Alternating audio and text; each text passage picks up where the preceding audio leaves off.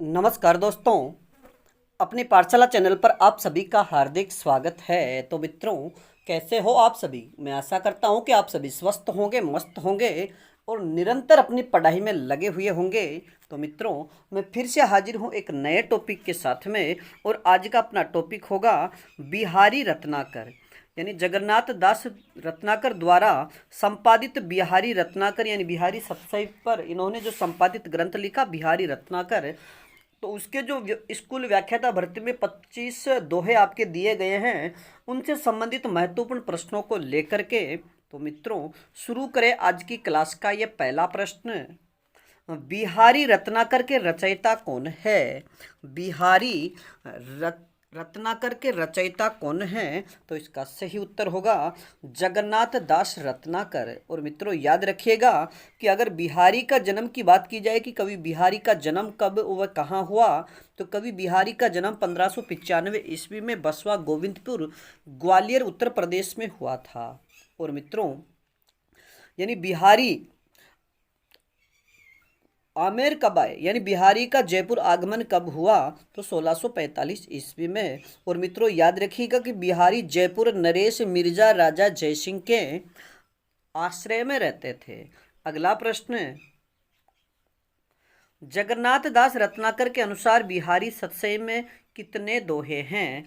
बिहारी यानी जगन्नाथ दास रत्नाकर के अनुसार बिहारी सतसई में कुल कितने दोहे हैं? तो इसका सही उत्तर होगा 713 दोहे। और मित्रों वैसे बात की जाए तो बिहारी सतसई में 713 दोहे और 6 सोरठे हैं। तो इस प्रकार कुछ विद्वान बिहारी सतसई में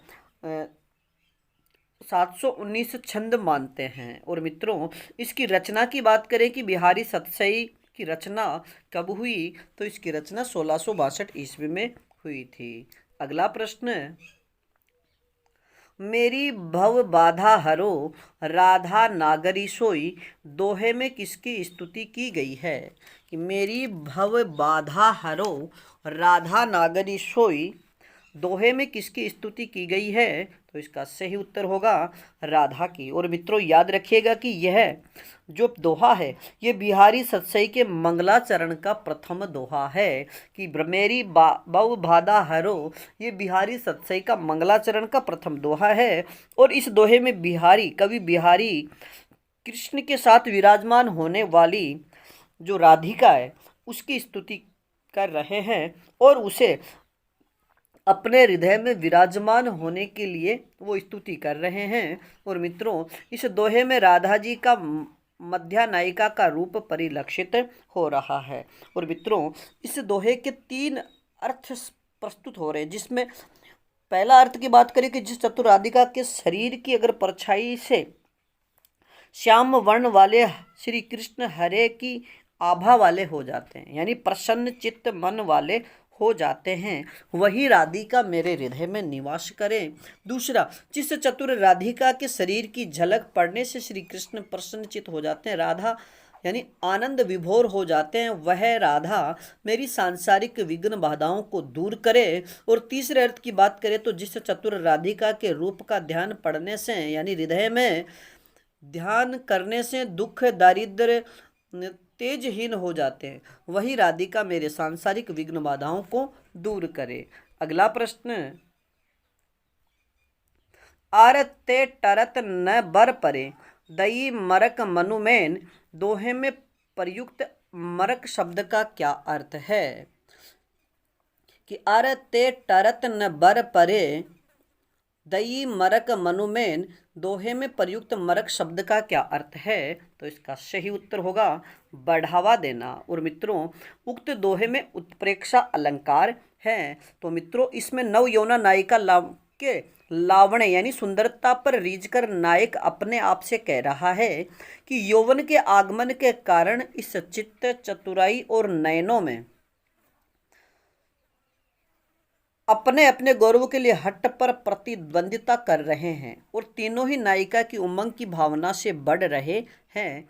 तो यहाँ पर जो मरक शब्द है इसका अर्थ होगा बढ़ावा देना, यानी मानो कामदेव ने इन्हें प्रोत्साहन दिया हो। कहने का आशय यह है कि यौवन के आगमन के कारण नायिका का चित्त तो उमंगों से भरा हुआ है ही, साथ में चतुराई भी आ गई है और उसके जो नयन हैं यानी नायिका के जो नयन हैं वो और भी ज़्यादा बढ़ गए हैं। अब बात करें आज के अगले प्रश्न की। अपने अंग को जान के खालिस्तान बड़ो इजाफा की, यानी अपने अंग को जान के जोबन नृपति परवीन, स्तन मन मेन नितंब की बड़ो इजाफा कीन, दोहे से बिहारी का कौन सा भाव लक्षित हो रहा है? तो इसका सही उत्तर होगा नारी सौंदर्य और राजनीतिक ज्ञान। मित्रों याद रखिएगा कि इस दोहे में कविवर बिहारी लाल कहते हैं कि यौवन रूपी राजा ने अपने प्रधान, अमात्य, सेनापति, सेना आदि में अपने राज्य के लिए वृद्धि कर देता है। ठीक उसी प्रकार नव यौवना मुग्धा के जो स्तन है, जो नयन है, मन और जो नितंब है को अपने पक्ष का मानकर वृद्धि कर रहा है। जिस प्रकार के यौवन के आगमन से स्त्री के यानी नारी के शरीर में उसके स्तनों, उसके नयनों, उसका मन और उसके जो नितंब है उनमें अब वृद्धि हो जाती है, ठीक उसी प्रकार राजा भी नव यौवनों के जो यानी राजा ने नव यौवना नायिका के जो स्तन, नयन और नितंब है उनको अपना सहायक मानकर जैसे वृद्धि कर दी हो। तो यहाँ पर एक तो राजनीति का, दूसरा नारी सौंदर्य का जो ज्ञान है वह लक्षित हो रहा है। और मित्रों इन चारों को यानी स्तन, नयन, मन और नितंब, इसे राजा की चतुरंगिणी सेना कहा गया है।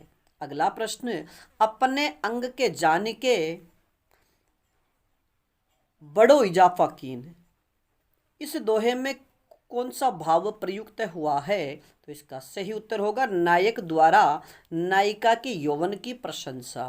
अगला प्रश्न, सनी कज्जल चख जख लगन उपजो सुदिन शनेहू, सनी कज्जल जख लगन उपजो सुदिन शनेहू, क्यों ने नृपति वे भोगवे लही सुदेश सबू देहू। उक्त दोहे में जख शब्द का क्या अर्थ है? तो इसका सही उत्तर होगा मछली। मित्रों इस दोहे के माध्यम से कवि बिहारी कहते हैं कि एक अच्छे अवसर पर नायक द्वारा नायिका के जो काजल युक्त आंखें हैं उनको देखकर नायक के हृदय में नायिका के प्रति प्रेम उमड़ पड़ता है और सखी ये बात जानकर नायिका को नायक से मिलाना चाहती है। इसलिए सखी नायिका से कहती है कि जिसमें काजल रूपी सन्नी स्थित होता है, ऐसे चक्षु मील लग्न में होने से स्नेह रूपी बालक सब देह रूपी सुदेश का राज्य पाकर उसका भोग क्यों नहीं करे। अर्थात जिसका जन्म या जिसके जन्म के समय मीन लग्न में हो या फिर शनि ग्रह भी मीन राशि में हो तो शास्त्र के अनुसार वह व्यक्ति राजा बनता है। बात करें आज के अगले प्रश्न की।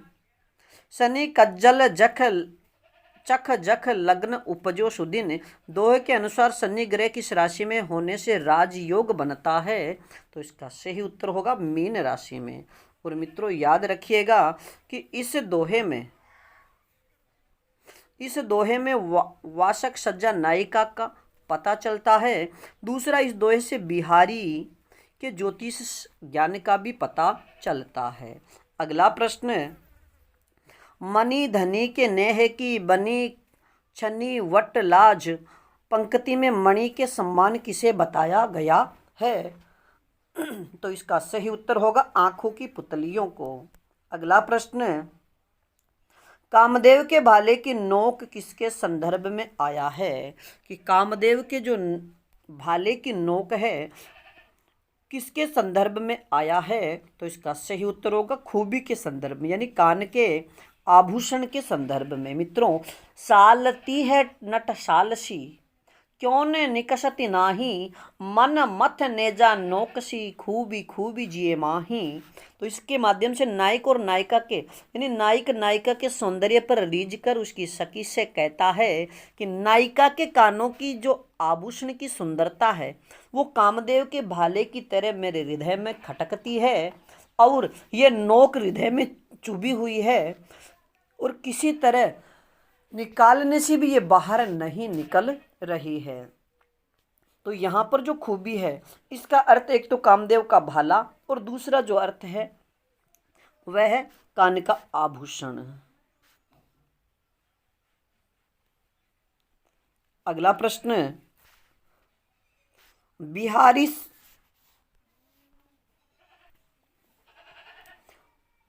बिहारी सतसई किस काव्य श्रेणी में आता है? बिहारी सतसई किस काव्य श्रेणी में आता है? तो इसका सही उत्तर होगा रीति सिद्ध मुक्तक काव्य में। मित्रों याद रखिएगा कि बिहारी यानी रीतिकालीन जो काव्य है उसको 3 भागों में बांटने का कार्य विश्वनाथ प्रसाद मिश्र ने किया।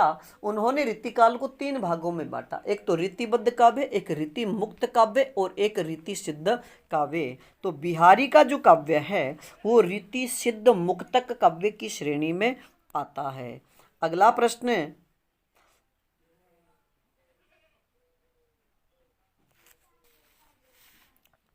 आक कली न रली करे अली अली जे जानी, उक्त पंक्ति में प्रथम अली का क्या अर्थ है? तो इसका सही उत्तर होगा भरमर। अगला प्रश्न,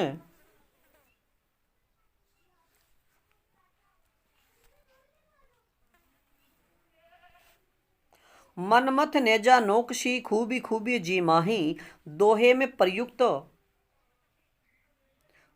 मनमथ शब्द से क्या आशय है? तो इसका सही उत्तर होगा मनमथ शब्द का अर्थ है कान का आभूषण। और मित्रों खूबी खूबी शब्द के अर्थ की बात करें तो पहला जो खूबी है इसका अर्थ होगा कान का आभूषण और दूसरा जो खूबी है उसका अर्थ होगा अच्छी तरह से।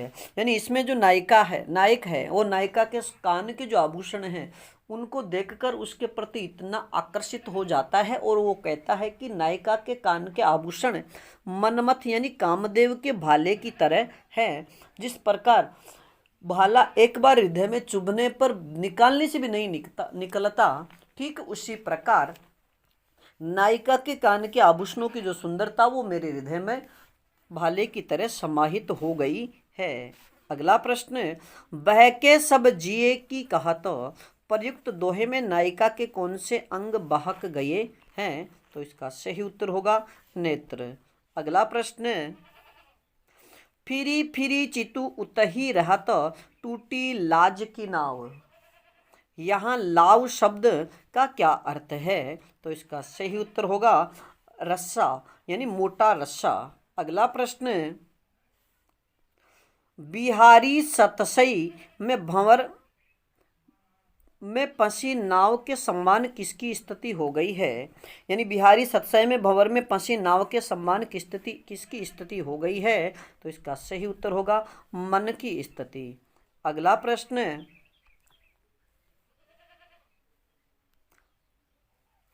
बारक बारनों का क्या अर्थ है?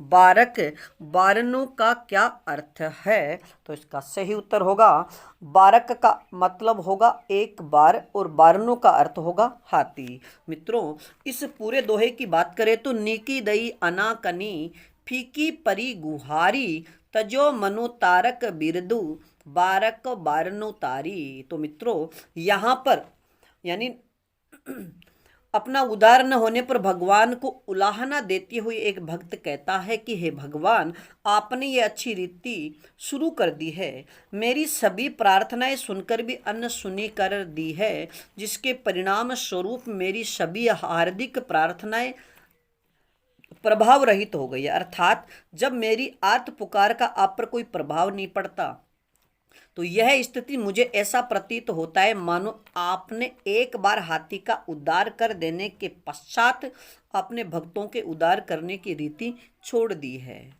अगला प्रश्न, जोग जुगती सीखये सथे मनो महामुनि मैन, यहाँ इस दोहे में महामुनि शब्द से क्या अर्थ है? तो इसका सही उत्तर होगा कामदेव। अगला प्रश्न, खरी पातरी कानकी का क्या अर्थ है? खरी पातरी कानकी का क्या अर्थ है? तो इसका सही उत्तर होगा कान का कच्चा होना। अगला प्रश्न, ओरे ओप कनी निकनु गनी धनी सिरताज। पंक्ति में कनी निकनु शब्द का क्या अर्थ है? तो इसका सही उत्तर होगा नायिका की पुतलियां। अगला प्रश्न, भंवरा किस पौधे पर रली यानी क्रीड़ा नहीं करता है? भंवरा किस पौधे पर क्रीड़ा नहीं करता है? तो इसका सही उत्तर होगा आक के पौधे पर। यानी मित्रों, आक अली न रली करे, अली जिए जानी। तो यहाँ पर अली शब्द 2 बार आया है, तो इस प्रकार यहाँ पर यमक अलंकार है। सुख और दुख की एक साथ जिस दिन अनुभूति होगी, उस दिन प्राण निकल जाएंगे, यह वरदान किसे प्राप्त था? तो इसका सही उत्तर होगा दुर्योधन को। अगला प्रश्न, बारी बारी अपनी सींच सुहृदयता बारी। पंक्ति में बारी बारी से क्या आशय है? तो इसका सही उत्तर होगा पानी और बगीचा। यानी प्रथम बारी का अर्थ होगा पानी और दूसरी बारी का अर्थ होगा बगीचा। अगला प्रश्न, जुवती जोहन में मिल गई, नेक न होत लखाई। दोहे में किस नायिका का वर्णन है? यानी नीकी जोहन जुवती जोन में मिल गई, नेक न होती लिखाई। सोंदे के डोरे लगी, अली चली संग जाई। यहाँ पर किस नायिका का वर्णन है? तो इसका सही उत्तर होगा शुक्लाभिसारी नायिका का। मित्रों, इस दोहे में यानी शुक्लाभिसारी नायिका की एक सखी कहती है कि तुम्हारे गौर सूरत के कारण देखो कैसे ये चांदनी मिल गई है। अर्थात नायिका का गोरा शरीर और चांदनी दोनों एक जैसे ही लग रहे हैं, और ऐसी स्थिति में तुम किंचित मात्र भी लक्षित नहीं होती हो, इसलिए नायिका के साथ चांदनी रात में चलना ही मुश्किल था। पर नायिका की खुशबू के सहारे ही सखी उसके साथ साथ चली जा रही थी। अगला प्रश्न, चिलक चौंध में रूप ठग, हांसी फांसी डारी। यानी चिलक चौंध में रूप ठग, हांसी फांसी डारी। यहाँ कवि ने ठग किसे बताया है? तो इसका सही उत्तर होगा नायिका के ठोडी के गड्ढे को। अगला प्रश्न, बिहारी को हिंदी साहित्य का चौथा रत्न किसने माना है? बिहारी को हिंदी साहित्य का चौथा रत्न किसने माना है? तो इसका सही उत्तर होगा लाला भगवान दीन ने। अगला प्रश्न, बिहारी सतसई पर फिरंगी सतसई नाम से टीका किसने लिखी? बिहारी सतसई पर फिरंगी सतसई नाम से टीका किसने लिखी है? तो इसका सही उत्तर होगा आनंदीलाल शर्मा ने। अगला प्रश्न, उनकी कविता श्रृंगारी है परंतु प्रेम की उच्च भूमि पर नहीं पहुंचती, नीचे रह जाती है। यह कथन किस विद्वान का है? तो इसका सही उत्तर होगा आचार्य रामचंद्र शुक्ल का। अगला प्रश्न, बिहारी सतसई पर लाल चंद्रिका नाम से टीका किसने लिखी? बिहारी सतसई पर लाल चंद्रिका नाम से टीका किसने लिखी? तो इसका सही उत्तर होगा लल्लू लाल ने। तो मित्रों, आज के लिए इतना ही, बाकी फिर मिलेंगे एक नए टॉपिक के साथ। तब तक आप अपने अध्ययन में जुटे रहिएगा, और अपनी पाठशाला बाय BN सर चैनल पर नए हो तो हमारे चैनल को लाइक, सब्सक्राइब और अपने मित्रों तक शेयर जरूर कीजिएगा। धन्यवाद।